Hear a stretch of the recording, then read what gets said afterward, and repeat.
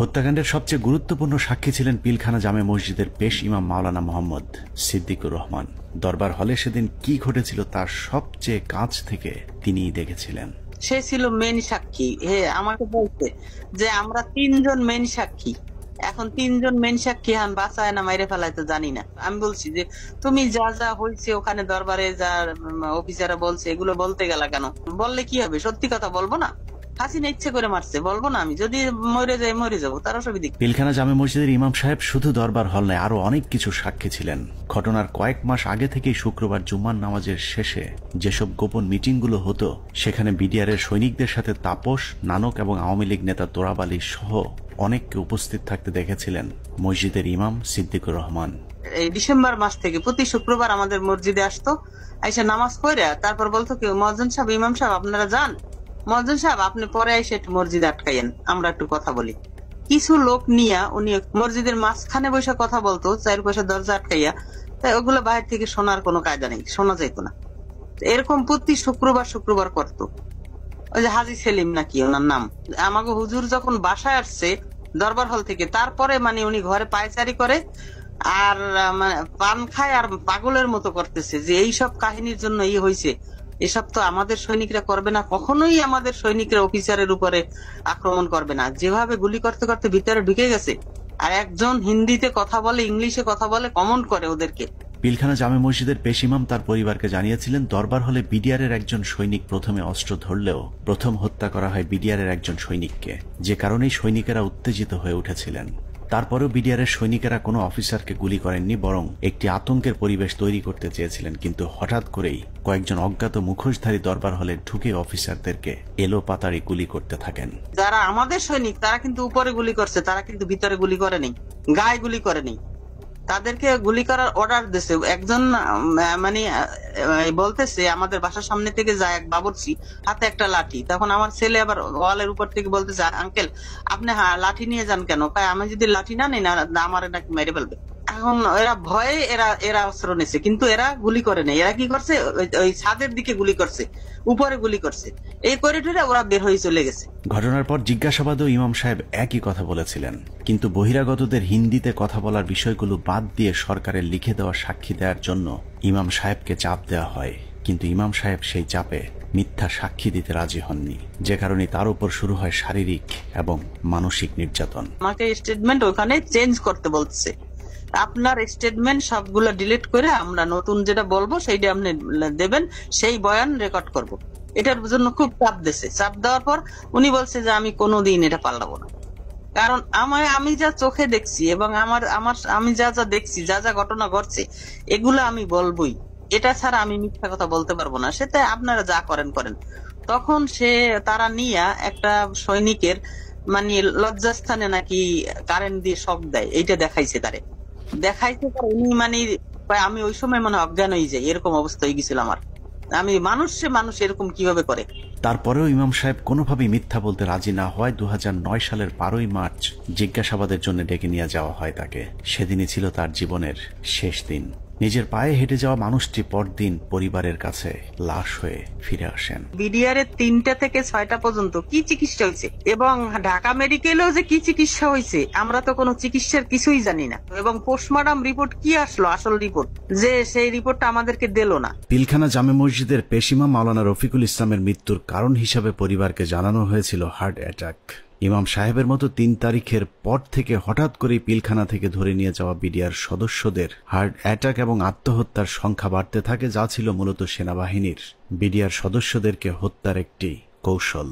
আত্মহত্যার নামে সেনাবাহিনীর এরকম এক হত্যাকাণ্ডের শিকার দিনাজপুর সেক্টরের বিডিআরের নায়েক সুবেদার মোজাম্মেল হক। প্রায় 6 ফুট লম্বা একজন মানুষকে হত্যার পর লো হাইটের বাথরুমের সিলিংয়ে ঝুলিয়ে রেখে আত্মহত্যার গল্প সাজানো হয়। মেজর আসাদ স্যার মারা গিয়েছিলেন, লেফটেন্যান্ট কর্নেল কায়সার স্যার ওনার কিলারদেরকে আইডেন্টিফাই করা। তারপরে আমাদের খুব গুরুত্বপূর্ণ একজন ভালো মানুষ সেন্ট্রাল সুবেদার মেজর নুরুল ইসলাম, উনার হত্যাকাণ্ডে খুনে কারা ছিল। তারপরে মেজর সালাম। এ প্রসঙ্গে আরেকটা ইএমই ব্রাঞ্চ, যেটা ইএমই বিডিআর এর অংশ, তো ইএমইর যে ডিএডি কে জিজ্ঞাসাবাদ করা হয়, ওই জিজ্ঞাসাবাদের করে ওই বিকালবেলা ওই ইএমই ডিএডি কে আমরা ব্যারাকে ফেরত দিয়ে আসি। দিয়ে আসার পর কয়েক ঘন্টা পরে মনে হয় সন্ধ্যাবেলা আমরা খবর পেলাম যে আমি সেটে খুব শুনলাম যে ব্যারাকে একজন আত্মহত্যা করছে। পিলখানা হত্যাকাণ্ডের মাস তিনেক আগে থেকে যেসব মিটিংগুলো হতো, এরকম গোপন দু একটি মিটিংয়ে উপস্থিত ছিলেন ডিএডি হাবিব। আওয়ামী লীগ নেতা এবং বিডিআরের কিছু সদস্যের গভীর ষড়যন্ত্র বুঝতে পেরে সে মিটিং এর গুরুত্বপূর্ণ কিছু আলোচনা গোপনে রেকর্ড করেছিলেন, যে কারণে পিলখানা হত্যা মামলায় ডিএডি হাবিবের গুরুত্বপূর্ণ জবানবন্দি পাওয়া যেত। কিন্তু জিজ্ঞাসাবাদের নামে তাকে 2009 সালে হত্যা করা হয়। তবে মৃত্যুর আগের জিজ্ঞাসাবাদের সময়কার একটি রেকর্ড আমরা আমাদের অনুসন্ধানে সংগ্রহ করেছি। এত নিরীহ লোক মারা যাচ্ছে, তো এই জন্য আমার ওই লাগছে, আমার কাছে যারা এই কেসের হোতা তাদের আমার কাছে রেকর্ড আছে। কি রেকর্ড আছে? Mobile record. মোবাইল রেকর্ড আমার বাসা আছে, আমার স্ত্রীর কাছে একটা আছে, আর একটা আমার একজন লেখা আছে কয় তারিখ যেন এটা করা আছে। ডিএডি হাবিবের বাসার সেই ক্যাসেট হয়তো সেনাবাহিনী উদ্ধার করেছিল, কিন্তু আদালতে উপস্থাপন করা হয়নি, কারণ সেখানে আওয়ামী লীগ নেতাদের জড়িত থাকার সব প্রমাণ ছিল। রেকর্ডে লিখে রাখছি এই এতে সাহেবের কথোপকথনে কারা কারা জড়িত এর ভিতর। বেশ কিছু লোক আছে, যেমন এটা প্রথমে ছিল আগে এমপি সেলিমের কাছে। কোন সেলিম? এমপি শেখ সেলিম আগে। শেখ সেলিম? হ্যাঁ। আওয়ামী লীগের সাথে বিডিআরের ধারাবাহিক এসব গোপন মিটিং এর বিষয়টি জানার পর কিছু সৈনিক বিডিআরের নিজস্ব সিকিউরিটি ইউনিটকে জানিয়েছিল। ঘটনার 4 দিন আগে 21 ফেব্রুয়ারি সিকিউরিটি ইউনিটের সিনিয়র জেসিও নায়ক সুবেদার রফিকুল ইসলাম বিডিআর সৈনিকদের কাছ থেকে প্রাপ্ত তথ্য ডিজিএফআই সহ ঊর্ধ্বতন সেনা গোয়েন্দা কর্তৃপক্ষকে জানিয়েছিলেন। তার সেই তথ্যের ভিত্তিতে কিছু পদক্ষেপ নেওয়া হয়েছিল, কিন্তু শেষ রক্ষা হয়নি। সুবেদার রফিকুল ইসলামকে প্রথমে ঘটনার গুরুত্বপূর্ণ সাক্ষী হিসেবে অন্তর্ভুক্ত করা হয়েছিল, কিন্তু হত্যাকাণ্ডে সেনাবাহিনীর সম্পৃক্ত থাকার বিষয়টি ধামাচাপা দিতে ঘটনার প্রায় 2 মাস পরে তাকে আটক করা হয়। কিন্তু মামলার প্রথম চার্জশিটে সুবেদার রফিকুল ইসলামের নাম না থাকার সত্ত্বেও সম্পূরক চার্জশিটের মাধ্যমে তাকে 12 নম্বর আসামি হিসেবে অন্তর্ভুক্ত করা হয়। নির্বাচনের উপলক্ষে তুরাবালি, যেটা হাজারীবাগের আওয়ামী লীগের নেতা যে লিটনের বাবা, তার সঙ্গে আমাদের বিডিআর সদস্যরা মিটিং এ করে কিভাবে তাপস সাহেবকে নির্বাচনে জয়ী করে দেয়। যদি নির্বাচনে জয়ী করে দিতে পারো তোমাদেরকে অনেক সুযোগ সুবিধা দেওয়া হবে। এর উপর বেসিস করে আমাদের কিছু অসৎ সদস্য তাপসের বাসায় যায় এবং সেখানে তাপস তাদেরকে তার নির্বাচনী কাজকর্ম করার কথা বলে এবং তাদের যে সমস্ত তারা কিছু দাবি দেওয়া পেশ করে, সেই দাবি দেওয়া গুলা পুরা করা হবে বলে তাদেরকে আশ্বাস দেয়।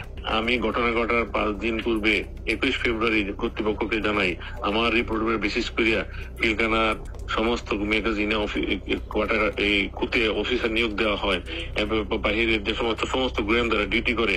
আমি পৃথিবীর ইতিহাসে নজির নাই যে কোনো ঘটনা ঘটার 5 দিন আগে রিপোর্ট দেয়। সেই রিপোর্ট আমি দিছি যে ঘটনা ঘটবে এবং কারা কারা জড়িত। সুবেদার রফিকুল ছিলেন বিডিআরের উজ্জ্বল এক নক্ষত্র।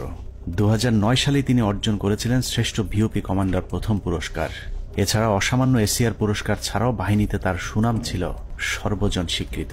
সীমান্তের অতন্দ্র এই প্রহরীকে মৃত্যুর মুখে ঠেলে দেওয়ার উদ্দেশ্যেই তার বিরুদ্ধে যাবজ্জীবন কারাদণ্ডের রায় দেওয়া হয়েছে।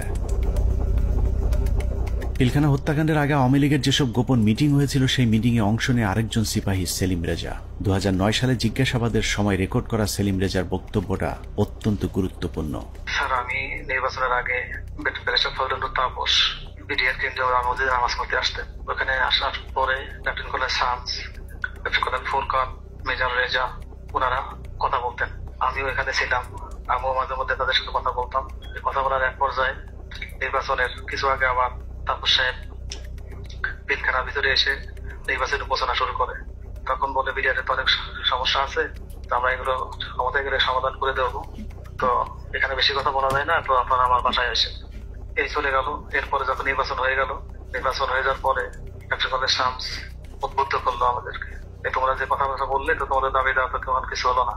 এখন আমি একটা প্ল্যান করে দিচ্ছি, তোমরা সেই প্ল্যান মোতাবেক শেখ সেলিমের বাসায় যাবা, তোমাদের দাবি দেওয়া জানিয়ে আসবা, আর যা যা করা লাগে আমি করে দেবো সবকিছু। জিজ্ঞাসাবাদে সেলিম রেজা জানিয়েছিলেন তাপস সেলিমদের সাথে গোপন বৈঠকে বিডিআর সদস্যদেরকে বলা হয়েছিল দরবার হলে শুধুমাত্র বিডিআর ডিজিকে জিম্মি করলেই শেখ হাসিনা তাদের সব শর্ত মেনে নেবেন। কিন্তু দরবার হলে যখন অফিসারদেরকে গুলি করে হত্যা করা শুরু হয়, তখন সেলিম রেজা বহিরাগত খুনিদের বিরুদ্ধে অস্ত্র তুলে ধরেছিলেন, যে কারণে তিনিও গুলিবিদ্ধ হন। পিলখানার ঘটনায় সেলিম রেজা গুলিবিদ্ধ হয়ে হাসপাতালে ভর্তি হবার প্রমাণও আমাদের কাছে রয়েছে।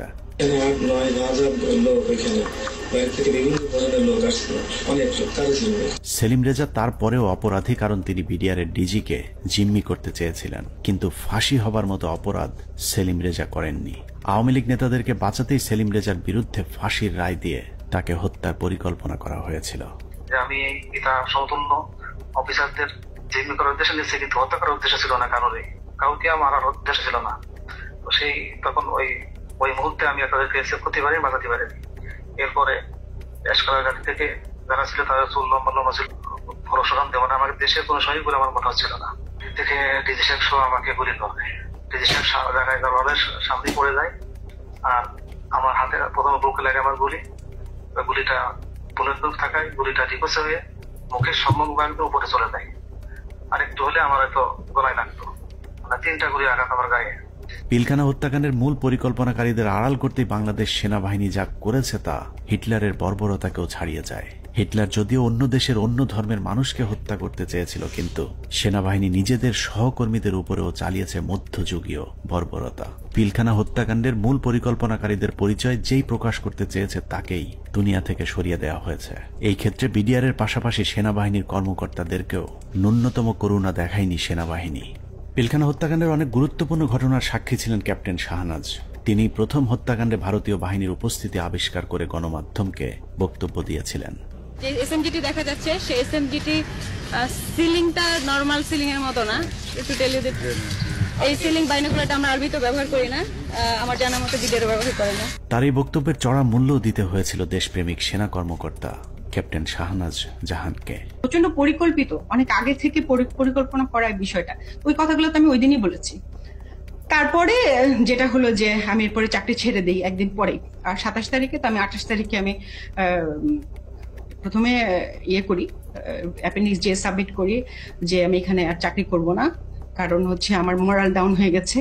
এখানে বাংলাদেশের মতো আর্মির ভেতর, ঢাকার ভেতরে কিভাবে এই ঘটনা ঘটলো, কেউ কোনো প্রশ্নের উত্তর দিচ্ছে না আমি যেখানে। এবং আমাকে যখন থ্রেড দেওয়া হলো আমাদেরই প্রতিষ্ঠান থেকে, তখন আমি বুঝে গেলাম যে আসলে এখানে কি হয়েছে। উপরে যে আমি জিজ্ঞেস করছি, তারপরে আমাকে যখন পরবর্তীতে এমএস করলেন, নিজে কল করলেন, তখন আমি স্যারকে বললাম যে স্যার আমাকে, স্যারকে বললাম না, তার আগে যে আমি বলেছিলাম যে জামিউল স্যার ছিলেন আমাদের ইঞ্জিনিয়ার্সের, তখন এমএস ব্রাঞ্চে, তখন আমি স্যারকে প্রশ্ন করেছিলাম যে স্যার এই যে পোস্টিং গুলো হলো, আপনি তো নিজেই পোস্টিং গুলোর সাথে যুক্ত ছিলেন, আপনি কি আমাকে বলতে পারেন যে 57 জন অফিসারকে কেন আপনারা গত 3 মাসে একসাথে পোস্টেড করলেন? আপনারা কি জানতেন স্যার এখানে ওনাদেরকে মেরে ফেলা হবে?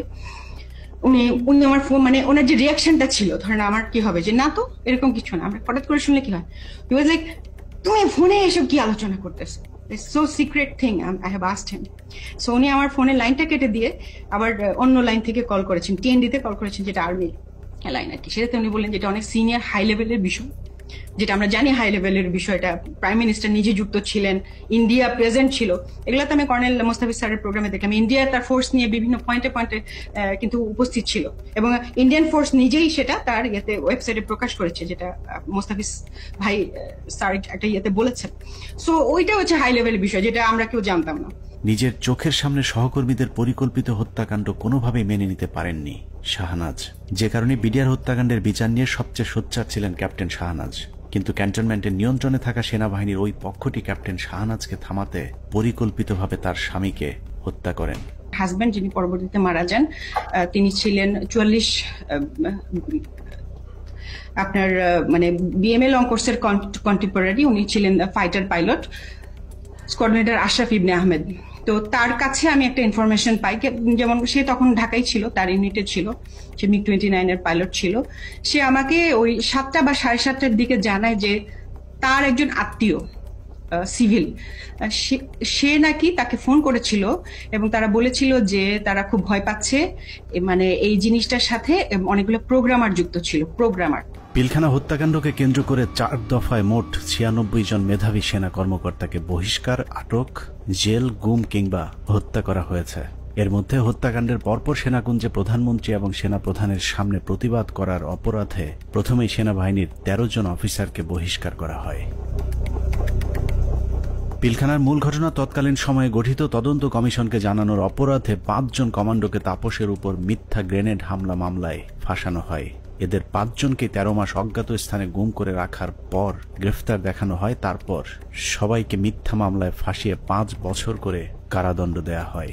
তাপস হত্যা মামলা চেষ্টা, এটা একটা ভুয়া মামলা যেটা মতিঝিল থানায় দায়ের করা হয়, এবং এইটাতে যে সমস্ত সিভিলিয়ান যারা অপরাধী আছে তাদেরকে বিচারের আওতায় আনার আগেই একই অপরাধে আর্মির 5 জনকে, ভেরি ইয়াং ট্যালেন্টেড অফিসার যারা খুবই অ্যাক্টিভ ছিল, যারা তারা হয় এই তদন্তের সাথে সম্পৃক্ত অথবা এই বিডিআর হত্যাকাণ্ডের বিরুদ্ধে সোচ্চার ছিল, তাদেরকে প্রথম গুম করা হয়, ব্যাপকভাবে শারীরিক নির্যাতন করা হয় এবং পেপার ওয়ার্ক, সব থেকে দুঃখজনক হচ্ছে কাগজে কোর্ট মার্শাল, মানে তাদেরকে গুম অবস্থায় পেপার সই করে দেখানো হয়, যখন জেলে হস্তান্তর করা হয় তখন তারা জানতে পারে যে তাদেরকে 5 বছর জেল দেওয়া হয়েছে।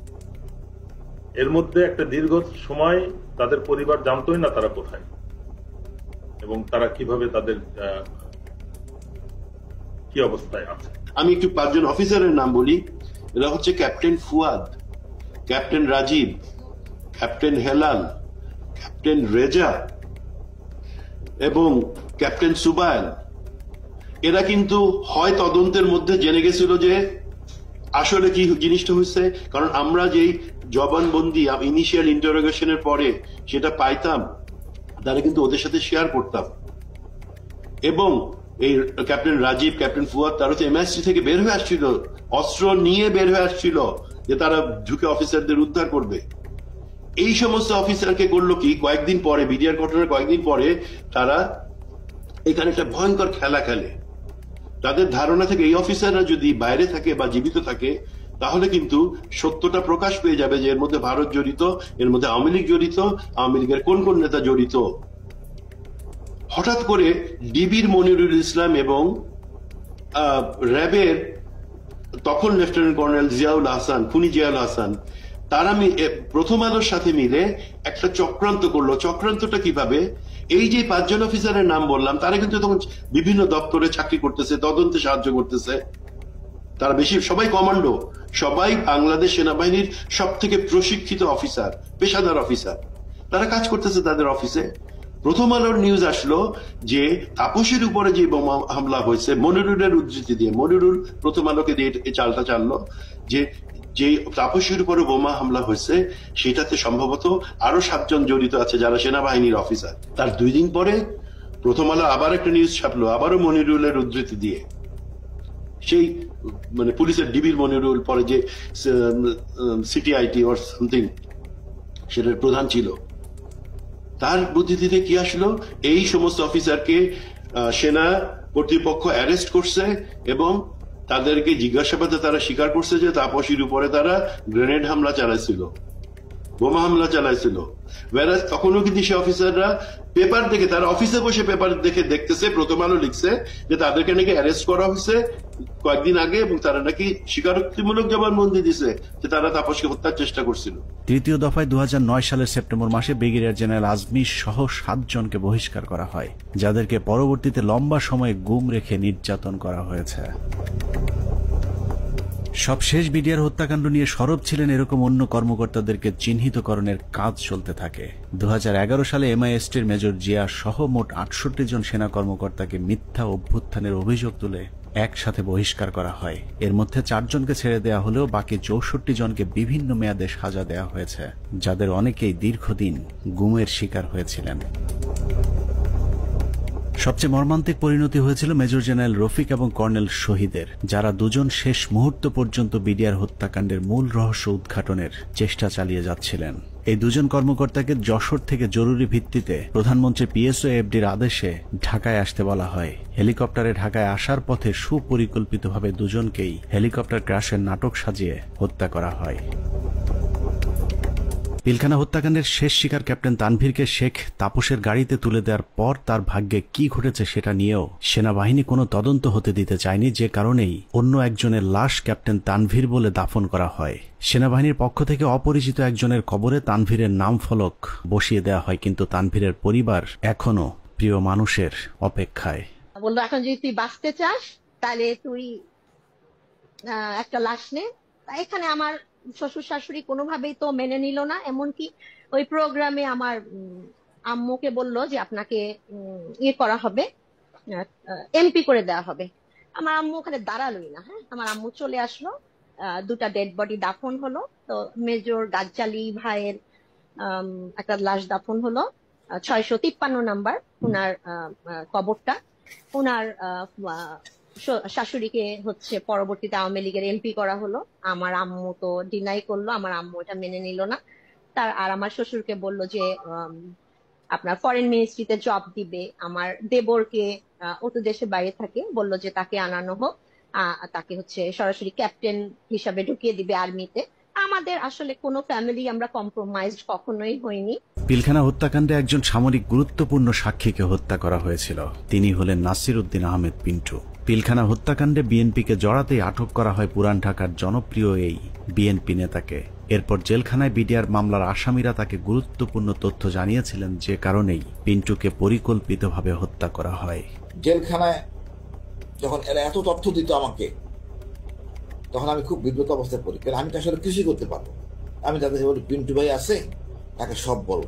উনি তো প্রায় প্রতি সপ্তাহে উনি কোর্টে যান, কোর্টে গেলে তথ্যটা পাস করতে পারবেন, তোমাদের দায়িত্ব পিন্টু ভাইকে বলা। আমার বিশ্বাস, আমি ধারণ করি পিন্টু ভাই সকল তথ্য জানতেন জেলে থাকে, সবাই ওখানে আছে, এই জানার জন্য পিন্টু ভাই মারা গেছেন জেলে। হত্যাকাণ্ডের সব সাক্ষীদের নিশ্চিহ্ন করার এই পরিকল্পনা ছিল অত্যন্ত সুদীর্ঘ, বিস্তৃত।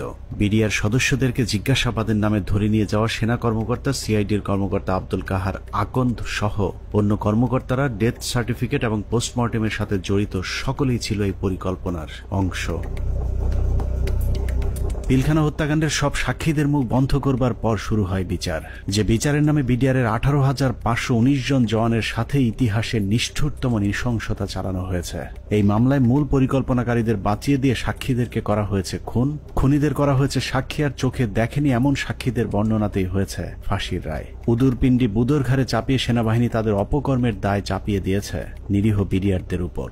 বিচারের নামে বিডিআরের উপর কতটা অবিচার করা হয়েছে তা দেখতে আমরা দু একজন ফাঁসির আসামির বিচারের নমুনা তুলে ধরলেই সবকিছু দিনের মতো পরিষ্কার হয়ে যাবে। যার শুরুটা করব পিলখানা হত্যা মামলার 1 নম্বর আসামিকে দিয়ে। অনুসন্ধানের শুরুতেই ডিএডি সৈয়দ তৌহিদের কথা বলেছিলাম, যিনি পিলখানা হত্যা মামলার 1 নম্বর আসামি। বলা হয়েছে পিলখানা হত্যাকাণ্ডের মূল পরিকল্পনাকারী তিনি। তার ব্যাপারে একটা গল্প সাজানো হয়েছিল। ডিএডি তৌহিদ নাকি ছিলেন জাহাঙ্গীর কবির নানকের বাল্যবন্ধু, তার সাথে মিলেমিশেই ঘটানো হয়েছে পিলখানা হত্যাকাণ্ড। এখন প্রশ্ন হলো, নানকের সাথে মিলেমিশে যদি ডিএডি তৌহিদ হত্যাকাণ্ড ঘটিয়ে থাকেন, তাহলে তৌহিদের যদি ফাঁসি হয়, নানক কিভাবে বেঁচে গিয়েছিলেন? আমার হাজবেন্ড কোনো মন্ত্রী, কোনো এমপি কারো বাসায় যায় নাই, কোনো মিটিং এ তার নাম নাই, কোথাও সে নাই। প্রধানমন্ত্রীর কাছে সে গেছে, এইখান থেকেই তার শুরু হলো। প্রধানমন্ত্রীর কাছে সে কিভাবে গেল, তাকে কিভাবে নিয়ে যাওয়া হইলো, পরবর্তীতে সে কি করলো, সবকিছুই তো কাগজে কলমে আসছে। তারপরও কেন তাকে 1 নম্বর আসামি বানাইয়ে এত বড় শাস্তি দেওয়া হইলো? ভারতের পরিকল্পনার শেখ হাসিনার পরিচালনায় পিলখানায় যে নাটক মঞ্চস্থ করা হয়েছিল, সেই নাটকে 25 তারিখ বিকেলের শুটিংটুকু বাদ দিলে পুরো নাটকে ডিএডি তৌহিদকে আর কোথাও দেখা যায়নি। তৌহিদ যখন প্রধানমন্ত্রীর আদেশে বিডিআরের ডিজি হয়েছিলেন, সেই সময়টাতে তৌহিদের পরিবার জিম্মি হয়েছিল পিলখানায় আসা বহিরাগত সন্ত্রাসীদের হাতে। দরজা ভেঙে ফেলে আমার দিকে এবং আমার ছেলে মেয়ের দিকে অস্ত্র তাক করে আবার একইভাবে তারা বাসার ভিতরে আপনার খুঁজতে থাকে আমার হাজবেন্ডকে। পরবর্তীতে আমি আমার হাজবেন্ডকে আমি ফোন দিয়ে বলি যে এইভাবে বিদ্রোহীরা আমার বাসায় আসতেছে, বিডিআর এর পোশাক পরা, মুখোশ পরা, আমি তো চিনি না, এরা তোমার ঠিকানা জানতে চায়, না জানাই দিলে আমাদেরকে মেরে ফেলবে, হুমকি দিতেছে। তারপরেও ধরুন ডিএডি তৌহিদ মূল পরিকল্পনা করেছিল, কিন্তু তার বিরুদ্ধে যে অভিযোগ আনা হয়েছে, সেখানেও নাটকের পর নাটক সাজানো হয়েছে। ডিএডি সৈয়দ তৌহিদের ফাঁসি হয়েছে মেজর আসাদ হত্যার হুকুমের আসামি হিসেবে। যার সাক্ষীর উপর ভিত্তি করে ডিএডি তৌহিদের ফাঁসির রায় হয়েছে, সেই সিপাহীর নাম আনোয়ার হোসেন। সিপাহী আনোয়ার তার দণ্ডবিধির 164 ধারা জবানবন্দিতে বলেছেন, ডিএডি তৌহিদের নির্দেশে মেজর আসাদকে হত্যা করা হয়েছে। সিপাহী আনোয়ার তার জবানবন্দিতে বলেছেন, 25 ফেব্রুয়ারি আনুমানিক 9:50 সময় ডিএডি তৌহিদ স্যার এসে উত্তেজিত হয়ে নির্দেশ দেন যে তোমরা সকলে অস্ত্রাগারে গিয়ে অস্ত্র নিয়ে আর্মি অফিসারদের খতম করো। ওই সময় আমাদের অফিসের সামনে মার খেতে থাকা মেজর আসাদ স্যার বলেন, আমাকে বাঁচাও, ওরা আমাকে মারছে বলে দৌড়ে দোতলার সিঁড়ির কাছে পড়ে যান। আমি এই দৃশ্য দেখে খুব দ্রুত তার কাছে যাই। তখন তিনি বলেন, আমি মেজর আসাদ, ওরা আমাকে মেরে ফেলবে, আমাকে একটু বাঁচাও ভাই, আমাকে উপরে নিয়ে চলো। আমি তখন মেজর আসাদ স্যারকে ধরে উপরে দোতলায় সিও সাহেবের অফিসে নিয়ে যাই। এর কিছুক্ষণ পরে ডিএডি তৌহিদ ওখানে আসেন এবং আসাদ স্যারকে দেখে তাহাদের ফিনিশ বলে রুম থেকে বের হয়ে যায়।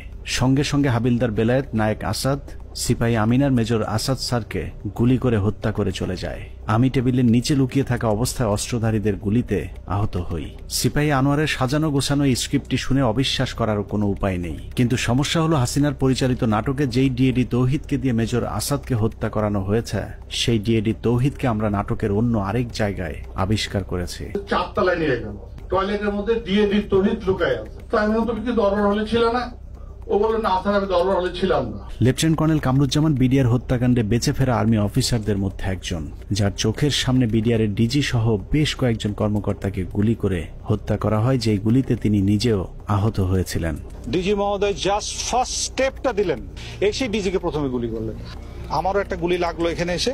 পিলখানা হত্যাকাণ্ডের অন্যতম সাক্ষী লেফটেন্যান্ট কর্নেল কামরুজ্জামান 25শে ফেব্রুয়ারি তার সাথে ঘটে যাওয়া রোমহর্ষক অভিজ্ঞতার বর্ণনা দিয়েছেন। তার দেয়া সেই জবানবন্দিতে সকাল 9টা থেকে ধারাবাহিক ঘটনা প্রবাহ পড়তে পড়তে দুপুর 2টায় গিয়ে আটকে উঠি, কারণ কিছুক্ষণ আগে সিপাহী আনোয়ারের বর্ণনায় যে ডিএডি তৌহিদের কথা বলা হয়েছে, সেই ডিএডি তৌহিদ সম্পর্কে মেজর কামরুজ্জামান যা লিখেছেন তা যেন বাংলা সিনেমার একই চরিত্রের ডাবল পার্ট।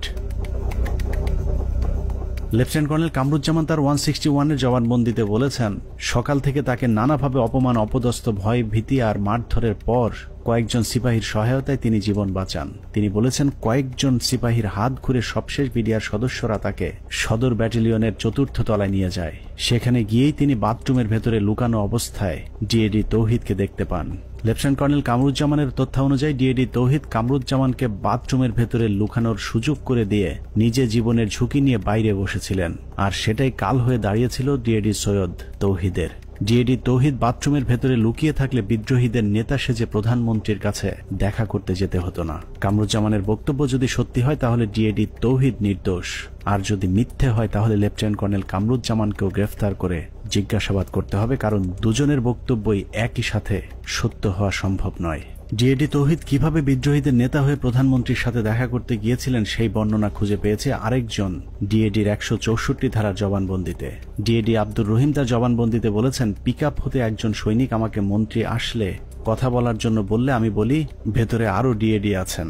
এরপর আমি পিকআপ নিয়ে ডিএডি তৌহিদকে খুঁজতে যাই। সদর ব্যাটালিয়নের 4র্থ তলায় তৌহিদ সাহেবকে দেখতে পাই। তারপর তৌহিদ সাহেব বলেন, বাথরুমে আমার প্রাক্তন sector commander lieutenant colonel Kamruzzaman sir লুকিয়ে আছেন। স্যারের সাথে দেখা করি, তারপর ডিএডি তৌহিদ সহ 4 নম্বর গেটে যাই। এভাবেই ডিএডি তৌহিদ পিলখানার কথিত বিদ্রোহের মূল পরিকল্পনাকারী হয়ে গেলেন। ডিএডি আব্দুর রহিম এবং লেফটেন্যান্ট কর্নেল কামরুজ্জামানের জবানবন্দিতে এটা পরিষ্কার যে ডিএডি তৌহিদ 25 তারিখ বিদ্রোহের নেতৃত্ব দেননি, বরং বাথরুমে লুকিয়েছিলেন। যে কারণে পিলখানার ঘটনায় কারো 164 কিংবা 161 ধারার জবানবন্দিতে দরবার হলের কোথাও ডিএডি তৌহিদকে দেখা গেছে এরকম দাবি করেননি। ডিএডি তৌহিদের বিরুদ্ধে যে মেজর আসাদ হত্যার অভিযোগ আনা হয়েছে, আমাদের অনুসন্ধানে সেই মেজর আসাদের পোস্টমর্টেম রিপোর্ট সংগ্রহ করেছিলাম, যেখানে দেখা যায় তার শরীরে ধারালো অস্ত্রের আঘাত পাওয়া গিয়েছিল। কিন্তু সিপাহী আনোয়ার তার জবানবন্দিতে বলেছেন, ডিএডি তৌহিদের নির্দেশে হাবিলদার বেলায়েত, নায়েক আসাদ এবং সিপাহী আমিনার 3 জন মিলে গুলি করে মেজর আসাদকে হত্যা করেন। মেজর আসাদের মৃত্যুর বিবরণের কোথাও ধারালো অস্ত্রের ব্যবহারের কথা বলা হয়নি। এখানে আমার হাজবেন্ডের কি অপরাধটা এখানে দেখেন, সে তো পালাইয়া যায় নাই, সে তো কাউকে খুন করে নাই, তার ফ্যামিলির ভিতরে ছিল। ওনাকে অমানবিক নির্যাতন করা হয়েছে, এমন কোন নির্যাতন নাই যে ওনাকে না করা হয়েছে। এখন শরীরের প্রতিটা অঙ্গ প্রত্যঙ্গ ড্যামেজ হয়ে যাইতেছে আস্তে আস্তে। শেখ হাসিনার কাছে নিয়ে যাওয়া প্রতিনিধি দলের আরেক সদস্য ডিএডি মোহাম্মদ আব্দুল জলিল শেখ। হসপিটাল ইউনিটের কোয়ার্টার মাস্টারে কর্মরত থাকা ডিএডি জলিল গোলাগুলির শব্দ শুনে হাসপাতালের অন্য সহকর্মীদের সাথে সিগন্যাল মেসের ভেতরে অবস্থান নিয়েছিলেন। সেখান থেকে বিকেলে প্রধানমন্ত্রীর সাথে সাক্ষাতের জন্য তাকে জোর করে নিয়ে যাওয়া হয়। মুখোশধারী সৈনিক আব্বুকে ধরে গাড়িতে তুলে 4 নম্বর গেটে নিয়ে আসে প্রধানমন্ত্রীর সাথে দাবি দেওয়া নিয়ে আলোচনা করার জন্য। আব্বু সেখানে যেতে না চাইলে আব্বুকে মারধর করা হয় এবং হুমকি দেওয়া হয় যে এখানে তাকে গুলি করে হত্যা করা হবে। 3:30টার দিকে আব্বু আম্মুর ফোনে কল দেন, কল দিয়ে বলেন আব্বুকে যমুনায় নিয়ে যাওয়া হচ্ছে। আমার ছেলে মেয়েগুলোর দায়িত্ব তোমার কাছে দিয়ে গেলাম, আমার ছেলে মেয়েগুলোকে দেখে রেখো। ঘটনার পর থেকে 2 মাস গুম করে রাখার পর ডিএডি জলিলকে গ্রেফতার দেখানো হয়েছিল। এই 2 মাসে জলিলের হাত পায়ের 10 আঙুলের সবগুলো নখ উপড়ে ফেলা অবস্থায় আদালতে তোলা হয়। সেই থেকে 2 পা সোজা করে আর হাঁটার সৌভাগ্য হয়নি ডিএডি আব্দুল জলিল শেখের। র্যাব 1-এ নিয়ে অমানসিক নির্যাতন করা হয়। আব্বুর হাত পায়ের নখ উঠায় ফেলা হয়, থেতলে আঙ্গুলগুলো থেতলে ফেলা হয়, পায়ের নখে সুচ ঢুকানো হয়, কারেন্টের শর্ট দেওয়া হয়, পেনিসে। ডিএডি জলিলকে যাদের সাক্ষীর উপর ভিত্তি করে ফাঁসি দেওয়া হয়েছে সেখানে বেশিরভাগ সাক্ষী বলেছে টেলিভিশনে দেখেছি, পত্রিকায় পড়েছি বা অমকের কাছে শুনেছি, কিন্তু কেউ ডিএডি জলিলকে কোথাও কাউকে হত্যা, লুটপাট কিংবা ধর্ষণ করতে দেখেননি। এসব সাক্ষীদের একজন মেজর জায়েদি, তিনি জানিয়েছেন কিভাবে তাকে ডিএডি জলিলের বিরুদ্ধে সাক্ষ্য দেওয়ানো হয়েছে। তাকে আমি উক্ত এলাকায় দেখেছিলাম এবং আমি শনাক্ত করতে পেরেছিলাম, বাট তার নাম জানতাম না। জেনারেল আজিজ, তদানীন্তন Dhaka sector commander colonel Aziz আমাকে জানিয়েছিলেন উক্ত অফিসারের নাম ডিএডি জলিল। তার মুখ ভর্তি দাড়ি ছিল, চাপা দাড়ি।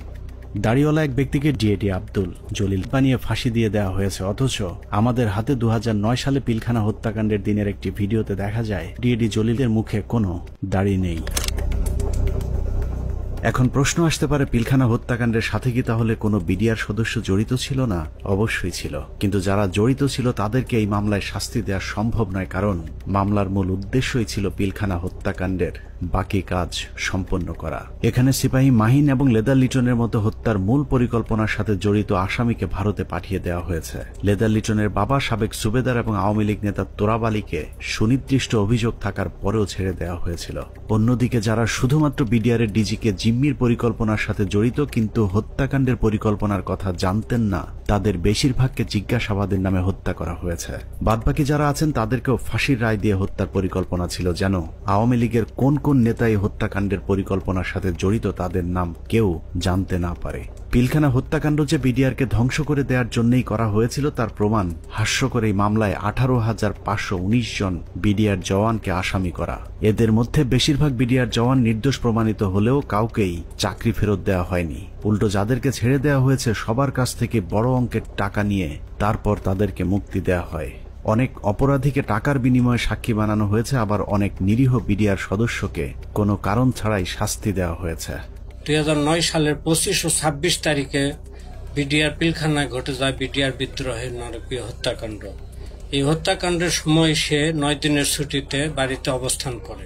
সে ছুটিতে থাকার কারণে তাকে সেই অভিযুক্তের বাইরে রাখা হয়। পরবর্তীতে সিআইডি দীর্ঘ 7 মাস পর 2009 সালে সেপ্টেম্বর মাসের 10 তারিখে তাকে কর্মরত অবস্থায় গ্রেপ্তার করে জেল হাজতে প্রেরণ করে। এই মামলার বিচার কার্য শুরু হয় বকশীবাজার আলিয়া মাদ্রাসা মাঠে। রায়ে তাকে যাবজ্জীবন কারাদণ্ড দেওয়া হলো। দীর্ঘ শুনানি শেষে 2017 সালে এই মামলার রায় প্রদান করা হয়। রায়ে আমার ছোট ভাই আতিকুর রহমানকে খালাস প্রদান করা হয়। তখন এই জামিনের বিরোধিতা করে রাষ্ট্রপক্ষ সুপ্রিম কোর্টে আপিল করে। এমতো অবস্থায় এখনো পর্যন্ত আমরা কোনোভাবে আমার ছোট ভাইয়ের মুক্তির কোনো ব্যবস্থা করতে পারিনি। আমার ছোট ভাই যে ছুটিতে ছিল, যে সে নির্দোষ, এটি সবকিছুতে প্রমাণ হয়ে গেছে।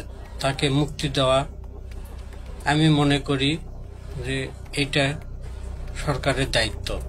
এভাবেই চলেছে পিলখানা হত্যাকাণ্ডের বিচারের নামে অবিচার। আতিক থেকে তৌহিদ, পিলখানা হত্যাকাণ্ডের বিচারের নামে 18,000 পরিবারের সাথে গেল 16 বছর যা হয়েছে তাই পৃথিবীর ইতিহাসে আর কখনোই হয়েছে কিনা আমাদের জানা নেই। মামলা, তদন্ত, জিজ্ঞাসাবাদ থেকে শুরু করে জবানবন্দি, কোথাও ন্যায় বিচার পায়নি বিডিআরের পরিবারগুলো। একটা ফ্যামিলি ধ্বংস হওয়ার মতো যা যা দরকার সবকিছুই ঘটছে আপনার ফ্যামিলিতে। বাংলাদেশের ইতিহাসে যদি 5 আগস্ট না আসতো তাহলে বিডিআরের এই আর্তনাদ হয়তো উঁচু লাল দালানের বাইরের কেউ শুনতে পেত না। বিডিআরের পরিবার কারো করুণা চায় না, তারা চায় ন্যায় বিচার।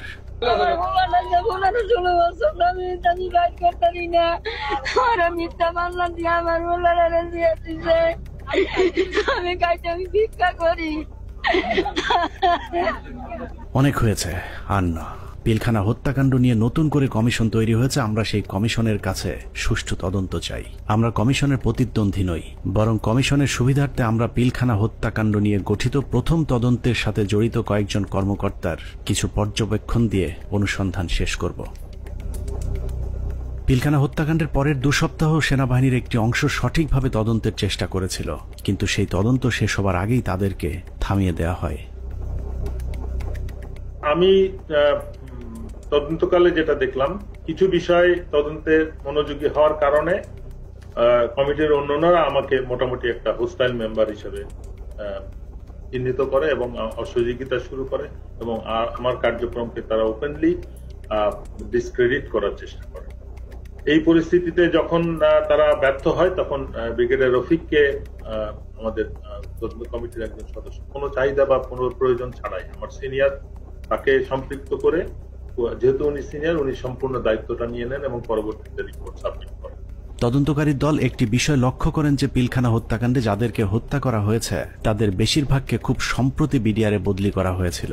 এই বদলির সাথে যারা সম্পৃক্ত ছিল তাদেরকে সন্দেহভাজন মনে করেন তদন্তকারী ওই সেনা কর্মকর্তারা। পিলখানা হত্যাকাণ্ডের বহুল আলোচিত নাম কর্নেল রেজা নূর, যিনি ঘটনার একদিন আগে একরকম জোর করে কর্নেল গুলজারকে র্যাব থেকে বিডিআরে পাঠান। পিলখানায় গন্ডগোলের খবর শুনে ঘটনাস্থলে যাওয়া প্রথম দলটি ছিল র্যাবের এডিজি রেজা নূর র্যাবের ওই দলটিকে পিলখানায় ঢুকতে বাধা দিয়েছিলেন। কর্নেল গুলজার ওই সময়টাতে র্যাবে পোস্টিং থাকলে পরিস্থিতি অন্যরকম হতে পারত।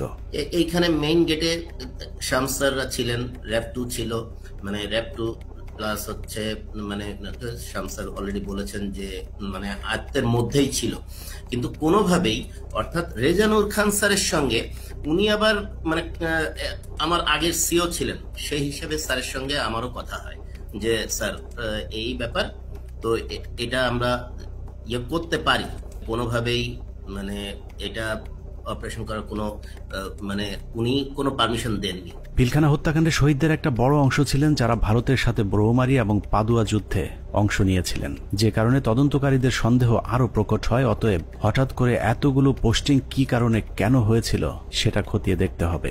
তখন আমি স্যারকে প্রশ্ন করেছিলাম যে স্যার এই যে পোস্টিং গুলো হলো, আপনি তো নিজেই পোস্টিং গুলোর সাথে যুক্ত ছিলেন, আপনি কি আমাকে বলতে পারেন যে 57 জন অফিসারকে কেন আপনারা গত 3 মাসে একসাথে পোস্টেড করলেন? আপনারা কি জানতেন স্যার এখানে ওনাদেরকে মেরে ফেলা হবে?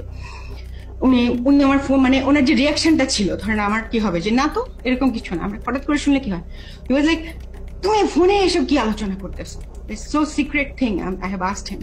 পিলখানা হত্যাকাণ্ডের সময় আওয়ামী লীগের ছোট একজন নেতা বড় ভূমিকা পালন করেছিল, যার নাম মির্জা আজম। সেনাবাহিনীর সূত্র মনে করে মির্জা আজমের বোন জামাই শায়েখ আব্দুর রহমানকে ফাঁসিতে ঝুলানোর প্রতিশোধ হিসেবেই পিলখানা হত্যাকাণ্ডে যুক্ত হয়েছিলেন মির্জা আজম। উল্লেখ্য, বাংলা ভাই এবং শায়েখ আব্দুর রহমানকে জঙ্গি আস্তানা থেকে গ্রেফতারের মূল নায়ক ছিলেন কর্নেল গুলজার, যে কারণে পিলখানা হত্যাকাণ্ডের পর গঠিত তদন্ত কমিটি মির্জা আজমকে বিভিন্ন বিষয় নিয়ে জিজ্ঞাসাবাদও করেছিল।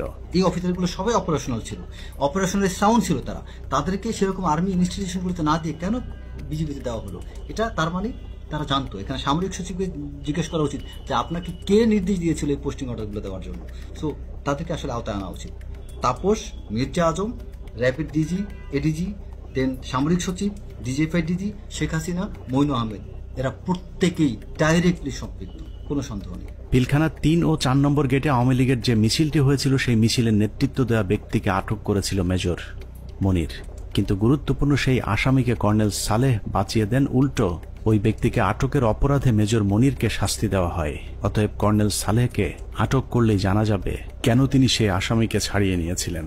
ওই ছেলেটাকে যখন আমি আপনার অ্যারেস্ট করে নিয়ে আসছি, তো প্রতিমধ্যেই আমি একটা কাজ করেছিলাম, ওর স্বাভাবিক কারণে আমি তখন কথাবার্তা বলতে থাকি, জিজ্ঞাসাবাদ করতে থাকি।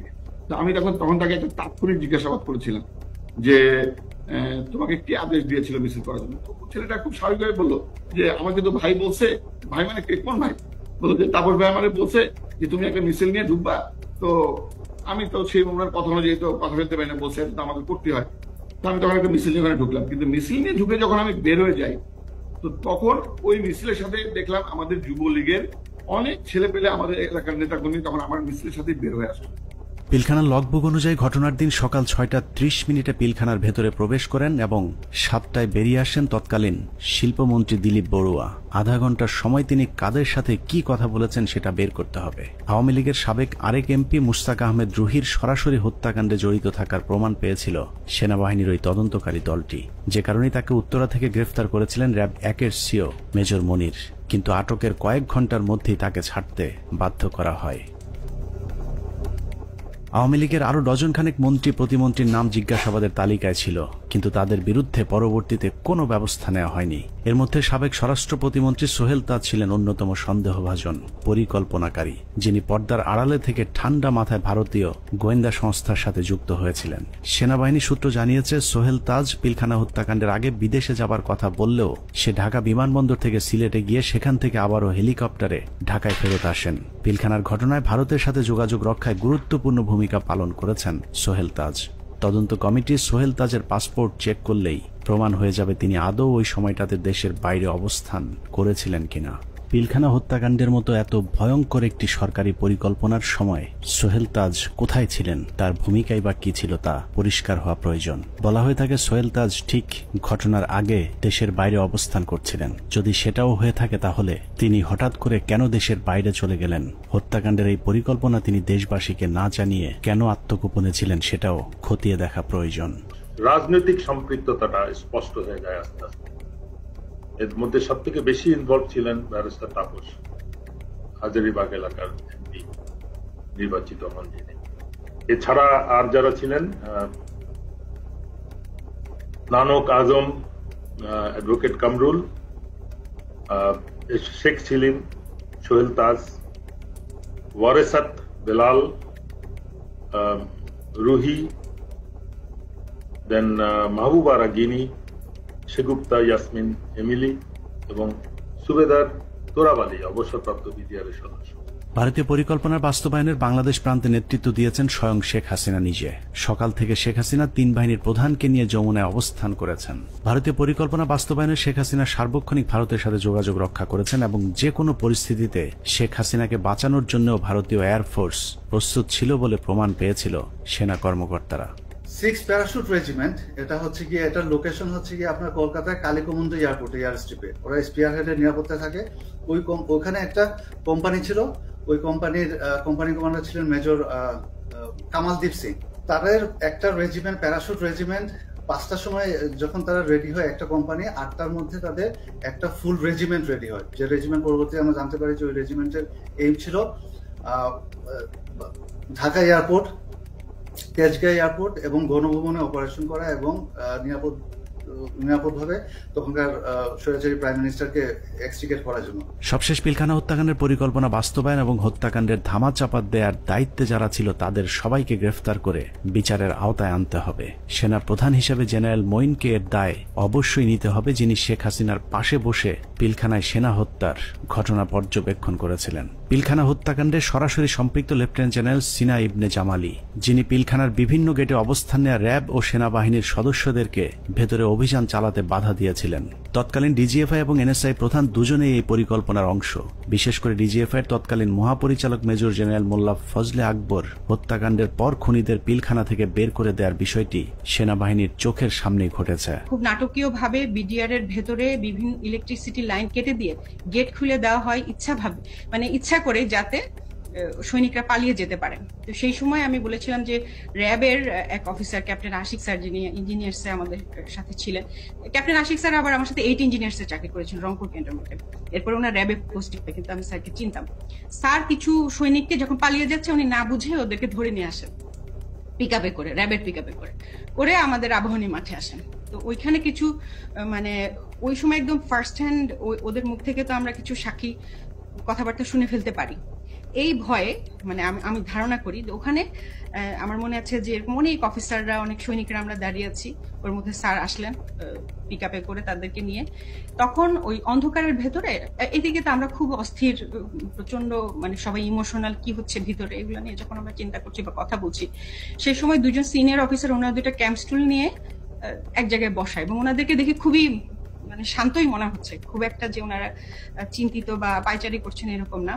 তা আমি আবার আমার পরিচিত আরেক সিনিয়র স্যারকে বললাম যে স্যার এই স্যার 2জন কারা, যে একটু দূরে বসে আছে, বোঝা যায় যে অনেক সিনিয়র, আমাদের সিনিয়র লেভেলের কেউ হবেন, মেজর জেনারেল বা তার উপরে। উনি বললেন যে ওই যে ডান পাশে যাকে দেখতেছো উনি হচ্ছে ডিজিএফআই, আর ওই পাশে যে দেখতেছো বাম পাশে উনি ডিজিএনএসএ। এবং ডিজিএফআই যাকে বলেন উনি তখন উঠে এসে ইয়েকে বকাঝকা করেন ক্যাপ্টেন আশিক স্যারকে যে তুমি কার পারমিশনে এদেরকে ধরে নিয়ে আসছো। পিলখানার বাইরে থেকে নির্বিঘ্ন হত্যাকাণ্ড চালাতে সহায়তা করেছেন DGFI Mamun Khaled, brigadier general Imrul Kayes এবং কর্নেল সালেহ সকলেই মাঠে থেকে পিলখানা হত্যাকাণ্ডের পরিকল্পনা বাস্তবায়ন করেছেন। ভেতরে লুকিয়ে থাকা বিভিন্ন কর্মকর্তাদের ফোন লোকেশন খুনিদেরকে দেওয়ার দায়িত্ব তারাই পালন করেছিলেন। 25 তারিখ রাতে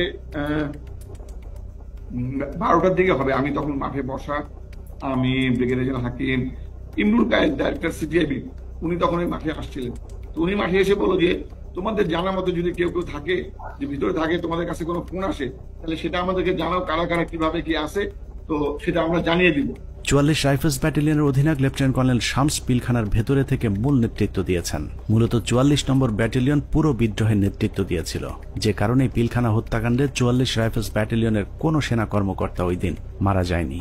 নিরীহ সিপাহীদেরকে মিথ্যা স্বপ্ন দেখিয়ে বিদ্রোহে অংশ নিতে উদ্বুদ্ধ করা লেফটেন্যান্ট জেনারেল শামস পিলখানা থেকে বাইরে এসেই শেখ হাসিনাকে ধন্যবাদ জানিয়েছিলেন, অথচ ভেতরে তখন 57 সেনা কর্মকর্তার বিকৃত লাশ পড়েছিল। পিলখানা হত্যাকাণ্ডের পুরস্কার হিসেবে লেফটেন্যান্ট কর্নেল শামসকে পরবর্তীতে সেনাবাহিনীর গুরুত্বপূর্ণ পদে পদায়ন করা হয়েছিল, যা অত্যন্ত রহস্যজনক। যে মাননীয় প্রধানমন্ত্রীর অ্যাড্রেসটা আসলে সেখানে এদের অস্ত্র জমা দেওয়ার ক্ষেত্রে একটা টনিক হিসাবে কাজ করেছে। আমি মাননীয় প্রধানমন্ত্রীকে আসলে ধন্যবাদ জানাবো। আমাদের হাতে আসা তথ্য বলছে 2009 সালের 25 ফেব্রুয়ারি পিলখানার দরবার শুরুর ঘণ্টা তিনেক আগে সকাল 6টায় হঠাৎ করে বিডিআরের কেন্দ্রীয় কোতের দায়িত্ব পরিবর্তন করে মেজর রিয়াজকে দেওয়া হয়েছিল, যার বিরুদ্ধে পিলখানা হত্যাকাণ্ডে সম্পৃক্ত থাকার সুনির্দিষ্ট প্রমাণ পেয়েছিল তৎকালীন তদন্তকারী সেনা কর্মকর্তারা। তাকে দ্রুত গ্রেফতার করলে গুরুত্বপূর্ণ তথ্য পাওয়া যাবে। পিলখানা হত্যাকাণ্ডের 2 দিন পর ব্রিগেডিয়ার জেনারেল মইনুল ইসলামকে মেজর জেনারেল পদোন্নতি দিয়ে বিডিআরের ডিজি বানানো হয়েছিল। ডিজি হয়েই হত্যাকাণ্ডের সব আলামত নষ্টের পুরো দায়িত্ব পালন করেছিল মেজর জেনারেল মইনুল ইসলাম। পিলখানায় হত্যাকাণ্ড বাস্তবায়ন, তদন্তে বাধা, জিজ্ঞাসাবাদের নামে সৈনিক এবং সেনাবাহিনীর কর্মকর্তাদের নির্যাতনের দায়িত্ব পালন করেছে এমন আরও কয়েকজনের তালিকা আমাদের হাতে এসেছে। এদের মধ্যে র্যাব 2 এর তৎকালীন CO lieutenant colonel Salauddin Bir Protik, brigadier general Moazzem, brigadier Saidur Rahman, brigadier Mukim, colonel Imran Ibne Rouf, lieutenant colonel Sharafat, যারা 57 সেনা কর্মকর্তা হত্যার আসল রহস্য ধামাচাপা দিতে সেনাবাহিনীর 96 জন এবং বিডিআরের অসংখ্য পরিবারের উপর চরম জুলুম নির্যাতন চালিয়েছেন। 16 বছরে বিডিআরের এরকম অনেক পরিবার আছে যারা পেট বাঁচাতে রাস্তায় ভিক্ষা করতে নেমেছে। আমাদের অনুসন্ধানে কোনো অপরাধীকে বাঁচাতে চাইনি কিংবা নির্দোষীকে ফাঁসাতেও চাইনি। আমরা আসলেই একটা সুষ্ঠু তদন্ত সাপেক্ষে বিচার চাই, যেই বিচারে শুধুই বিডিআর নয়, সব খুনিদের বিচার হবে। নিরীহ বিডিআরদেরকে দ্রুত মুক্তি দেওয়া হবে এবং যারা নিরপরাধ ছিল তাদেরকে আবারও চাকরি সহ সকল সুযোগ সুবিধা ফেরত দিতে হবে। আল্লাহ হাফেজ।